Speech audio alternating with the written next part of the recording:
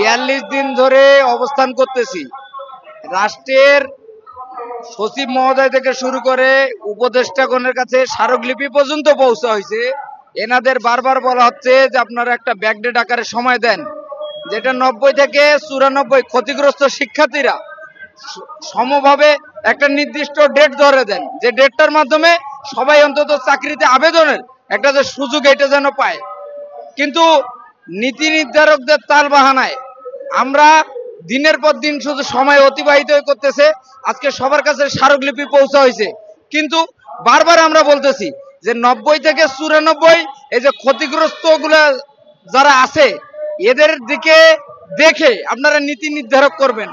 ওনারা মাঝখানে যুগান্তর এক পত্রিকায় দিল যে ৩৩ বছরের প্রজ্ঞাপন দিবে। একটা কথা চিন্তা করেন, যেই মুহূর্তে আমাদের ৩২ দেওয়া হয়েছিল ওই মুহূর্ত থেকে এখন পর্যন্ত দেখলে ১ বছর চলে গেছে। এখন যদি ৩৩ দেয় এটা থেকেও আমরা বঞ্চিত। তাহলে নীতি নির্ধারক উপদেষ্টাগণের মাথায় যদি এতটুকুই না থাকে তাহলে তো ওনারা ব্যাকডেট বুঝেই না। ঠিক, ব্যাকডেট আগে বুঝতে হবে যে এরা এই সময়টায় ব্যাকডেট কেন চাচ্ছে।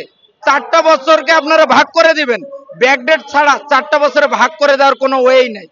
এখন আমরা অতিষ্ঠ, ৪২ দিন ধরে সবাই অসুস্থ, অলরেডি ঢাকা মেডিকেলও গেছিল কয়েকজন।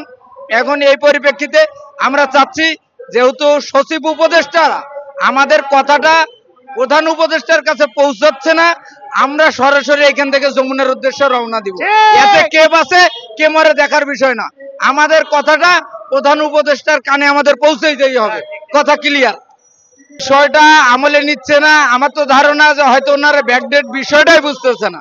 ওনাদের সঙ্গে বসে স্মারকলিপিতে সুন্দরভাবে দেওয়া আছে ৯০ থেকে ৯৪ প্রকৃত ক্ষতিগ্রস্ত যারা, এদেরকে আপনারা ব্যাকডেট আকারে দেন।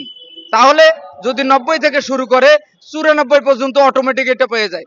সাধারণ একটা বিষয় যদি একজন উপদেষ্টা সচিবদের বুঝাইতে আমাদের এই ৪২ দিন সময় লাগে, তাহলে তারা কি নীতি নির্ধারক পালন করবে?